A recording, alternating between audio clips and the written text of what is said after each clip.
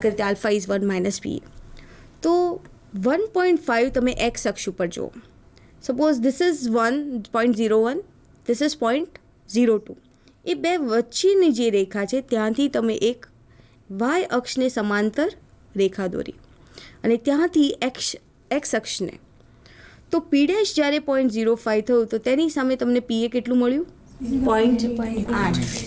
અને આ 0.8ને તમે એકમાંથી બાદબાકી કરો તો તમને મળે આલ્ફા, જેને ઉત્પાદકનું જોખમ કહીએ છીએ. તો અહીંયા તમે જોઈ શકો છો આલ્ફા ઇક્વલ્સ ટુ 0.2 મળ્યું, એટલે 20% છે ઉત્પાદકનું જોખમ. હવે એલટીપીડી કેટલું છે સ્લાઇડ ઉપર? 4.5, રાઈટ? 4.5 શેના વચ્ચે આવશે? ટકા છે એટલે 0.045 થયું, 0.04 અને 0.05ની વચ્ચે. ફરીથી એ જ મેથડ, એક રેખા દોરી વાય અક્ષને સમાંતર અને ત્યાંથી એક્સ અક્ષને સમાંતર.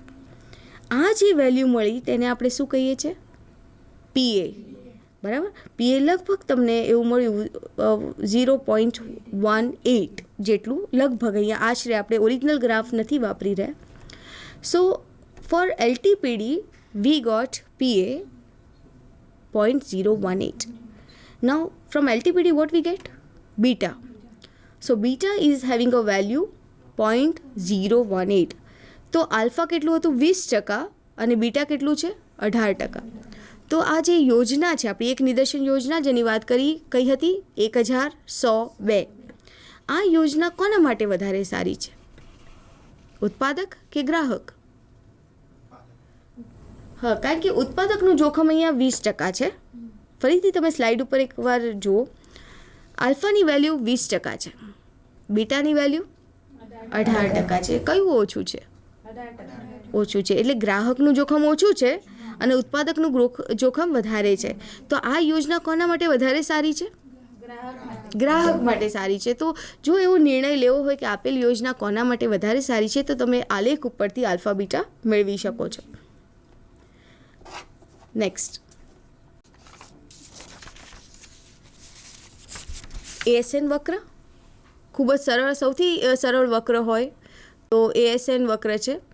અહીંયા આગળ તમે પી ડેશ 0.02, 0.04 એ રીતે જ આપેલ છે અને એએસએનની વેલ્યુ ફિક્સ 100 છે. બરાબર? તો આ વક્ર એક્સ અક્ષને હંમેશા સમાંતર રહે. કોઈ પણ યોજના હશે, આ વક્ર કેવો છે? એક્સ અક્ષને સમાંતર. નેક્સ્ટ, તો આપેલ યોજના આપણી 1102 માટે એઓક્યુ મેળવીએ. એનો વક્ર સ્લાઇડ ઉપર જુઓ તમે. This are the values of p dash, the values of AOQ. Here it reaches a maximum point and then after it gets reduce. તો આપણી એઓક્યુએલ આપણે પહેલેથી જ નક્કી કર્યું હતું કે it will be 0.0135 and this is the shape of the curve. It is a parabola. દરેક કર્વમાં આ જ શેપ રહેશે, ભલે એ પછી 1000 હોય કે 500 તમારો નિદર્શ કદ હોય કે સમષ્ટિ કદ ગમે તે થઈ જાય, પણ તમારા જે shape, it will always start from 0 and and with 0. The last and the most important is we call ATI curve. ATIમાં એ જ વસ્તુ કે આ કેવો છે? વધતો કર્વ છે. જેમ જેમ પી ડેશ વધશે એટીઆઈની વેલ્યુ પણ વધવાની છે. Right? Can you C it here? Fine. So it will start from always your sample size. Sample size 100 છે, ત્યાંથી શરૂ થયો, વધીને કદાચ હજુ વધારે તમે પી ડેશ લીધું હોત તો તમને 1000 જેટલો કુલ તપાસેલા એકમોની સંખ્યા મળે.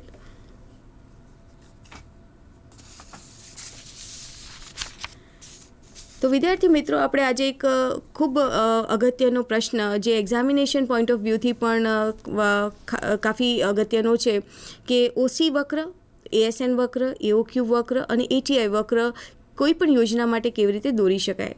આ આપણે એક્ઝામ્પલ પોઇસન વિતરણ માટે કર્યો હતો, પણ આ જ વસ્તુ તમે દ્વિપદી વિતરણ લઈ શકો છો અથવા અતિ ગુણોત્તર વિતરણના આધારે પણ કરવામાં આવે છે. સિમ્પલ લોજિક છે કે પીએ કેલ્ક્યુલેશન કરવું, તેના આધારે તમે એઓક્યુ અને એટીઆઈ મેળવી શકો છો. બીજા જે પ્રકારના એક્ઝામ્પલ છે કે કોઈ યોજનામાં તમે કઈ રીતે નક્કી કરી શકો કે આ ઇકોનોમિકલ છે કે નહીં, તેનો આધારે તેના માટે પણ એટીઆઈનું સૂત્ર વાપરી શકાય. અને એક ઉદાહરણ દ્વારા આપણે થોડું સ્પષ્ટ કરીએ કે એટીઆઈ દ્વારા કોઈ પણ યોજનાની પસંદગી કેવી રીતે થઈ શકે. Let us have a look at a slide. 3 યોજનાઓ છે, A, B અને C.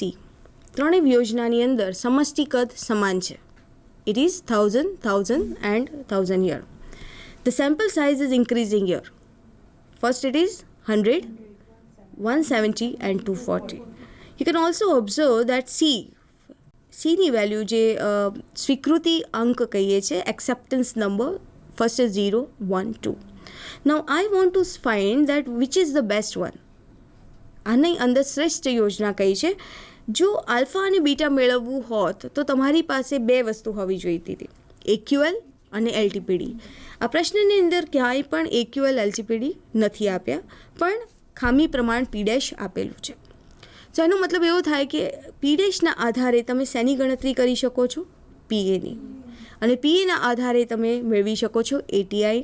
તો નોર્મલી જ્યારે એક્યુએલ અને એલટીપીડી ના આપ્યા હોય અને શ્રેષ્ઠ યોજનાની પસંદગી કરવાની હોય ત્યારે આપણે એટીઆઈના આધારે જે પ્લાન માટે એટીઆઈ લઘુત્તમ છે તે શ્રેષ્ઠ પ્લાન અથવા શ્રેષ્ઠ યોજના કહેવાય તે આપણે મેળવી શકીએ છીએ. So let us have a look here. P dash for the plan A, same way તમે પી ડેશ અને એન, કારણ કે 1000 છે તો પોઈસન વિતરણનો ઉપયોગ થયો છે અને આ રીતે એટીઆઈની વેલ્યુ તમને 454.15 મળી. બહુ સિમ્પલ લોજિક છે. e⁻⁻np ડેશની વેલ્યુ તમને આપેલી હશે પ્રશ્નની અંદર અને તેના આધારે તમે પીએ. અહીંયા સિગ્માનો ઉપયોગ નથી થયો કારણ કે સીની વેલ્યુ 0 છે, એટલે જે તમારું ડી છે એ માત્ર એક વેલ્યુ ધારણ કરે છે, 0. So you get any number raise to 0 is 1, 0 factorial is 1, and so you get 0.6065 as probability of acceptance. ATI નું સૂત્ર આ જ પ્રમાણે, સ્મોલ એન કેટલું લીધું છે, 100, આ 900 થઈ જશે અને after that you get this. એક વસ્તુ વધારે યાદ રાખવાની કે જ્યારે એટીઆઈ છે સરેરાશ રીતે તપાસેલા એકમોની સંખ્યા છે તે હંમેશા પૂર્ણાંક હોવી જોઈએ.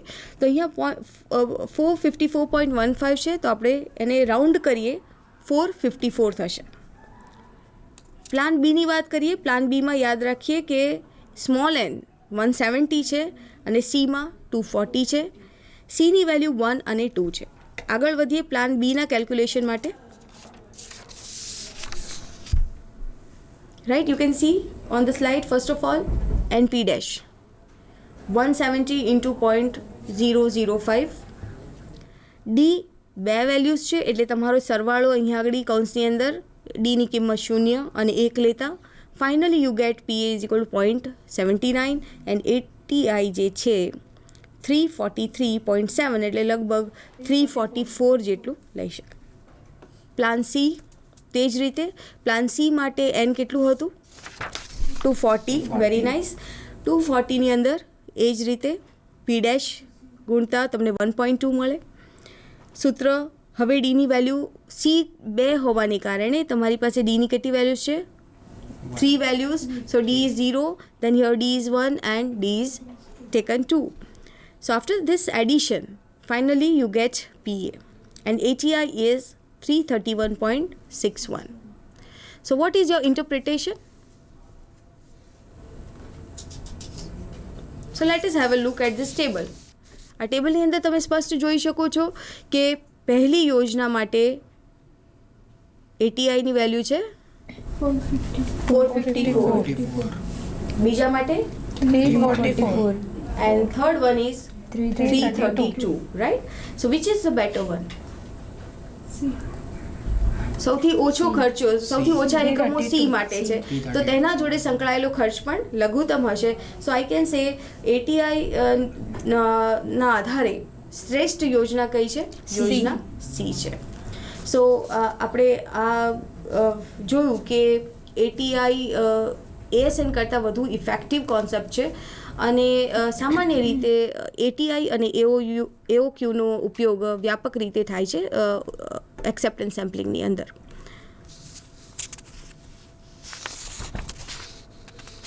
હવે વિદ્યાર્થી મિત્રોને ખાસ કે તમને કોઈ એવો પ્રશ્ન ખાસ કરીને કે જથ્થાને સ્વીકારવાની સંભાવના મેળવવી છે કે એઓક્યુ ક્યાં વાપરી શકાય, એટીઆઈ ક્યાં વાપરી શકાય, એના અનુલક્ષીને કોઈ પણ પ્રશ્ન હોય તો તમે મને જણાવી શકો છો. એઓક્યુ ક્યાં વાપરી શકાય છે? ઓકે, એઓક્યુનો ઉદ્દેશ્ય એ છે કે ઉત્પાદક જ્યારે કોઈ વસ્તુનું ઉત્પાદન કરે ત્યારે એને બજારમાં મૂકતા પહેલાં એને જોવું પડે કે મહત્તમ ખામી પ્રમાણે એના જથ્થામાં કેટલું છે, જેના આધારે એડવર્ટાઇઝ માર્કેટિંગ કરી શકે છે કે મારા ક્વોલિટી આનાથી વધારે ખરાબ નહીં હોય, તેના માટે એઓક્યુનો ઉપયોગ થાય છે. નોર્મલી તમે કોલગેટ કે પેપ્સોડન્ટ કંપની જ્યારે એડવર્ટાઇઝ કરતી હોય તો દે સે કે we give 100% result, there is no decaying. So all that stuff, એ બધી જ વસ્તુઓ એઓક્યુના આધારે કરી શકાય. ગેરંટી એન્ડ વોરંટી પીરિયડ, ઘણીવાર પ્રોડક્ટની જોડે કીધું હોય કે આ સપોઝ આ સ્ક્રૂઝ છે અને કહે છે કે આનાથી વધારે જો ખામીવાળા હશે તો અમે એ ગેરંટી આપી દે છે કે અમે પાછા લઈ લઈશું, રિપ્લેસ કરી દઈશું. તો જેટલી પણ ગેરંટી વોરંટી પોલિસીસ છે, રિપ્લેસમેન્ટ પોલિસીસ છે, એ એઓક્યુના આધારે કરી શકાય છે. અને ઉત્પાદક માટે એટીઆઈ એટલે જ અગત્યનું છે કે ધારો કે એને ખ્યાલ છે કે એનો જથ્થો અસ્વીકાર થવાનો છે, તો એ શું કરશે? સરેરાશ એને કેટલો ખર્ચો થશે બધા જ રિપ્લેસમેન્ટ માટેનો એ નક્કી થાય. તો કોઈ પણ યોજનાની પસંદગી, મિત્રો એટલું યાદ રાખવાની, કોઈ પણ યોજનાની પસંદગી 3 વસ્તુના આધારે થશે. એક આલ્ફા ઉત્પાદકનું જોખમ, બીજા ગ્રાહકનું જોખમ અને કુલ ખર્ચ, તેની જોડે સંકળાયેલો ખર્ચ. તો આ ત્રણેય લઘુત્તમ હોવા જોઈએ. તો તેવી યોજનાને આપણે શ્રેષ્ઠ નિદર્શન યોજના કહી શકાય. આપણા સિલેબસની અંદર એક નિદર્શન યોજનાની વાત થઈ છે, પણ વધારે પરફેક્શન અને સારા રિઝલ્ટ્સ માટે દ્વિનિદર્શન યોજના, જ્યાં 2 નિદર્શનના આધારે જથ્થાને સ્વીકાર કરવો કે નહીં તેનો નિર્ણય પણ લેવામાં આવે છે.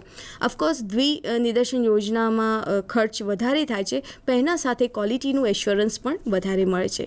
તો પ્રેક્ટિકલ ફિલ્ડમાં, પ્રોડક્શન પ્રોસેસીસમાં they go for multiple sampling plans.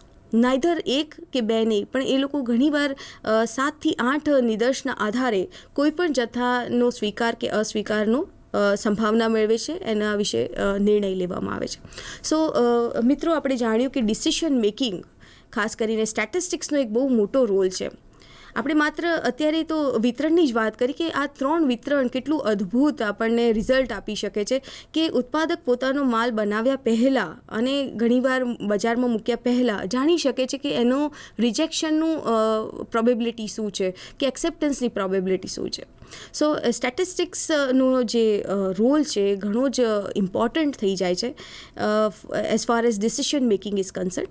આના સિવાય ઘણા ઇમ્પોર્ટન્ટ કોન્સેપ્ટ્સ છે, જેને કહેવાય છે ઓપરેશન રિસર્ચ, જ્યાં ટ્રાન્સપોર્ટેશન પ્રોબ્લેમ્સ છે, એસાઇનમેન્ટ પ્રોબ્લેમ્સ છે, તે પણ તમે અલગ વિવિધ પદ્ધતિથી એનું ઓપ્ટિમાઇઝેશન કરી શકો છો. સો હું એવું આશા રાખું છું વિદ્યાર્થી મિત્રો કે તમને આજના સેશનમાં ચોક્કસથી સમજણ પડી હશે. તમને સંપૂર્ણ તમે જે ઇન્ટરેસ્ટ રાખ્યો હશે તો આઈ એમ શ્યોર કે you will definitely be able to solve all the examples. અને તમારા કોઈ પણ પ્રશ્ન હોય તો અમને જરૂરથી જણાવજો. આ સાથે doctor Kavita Dave, thank you all. નમસ્કાર.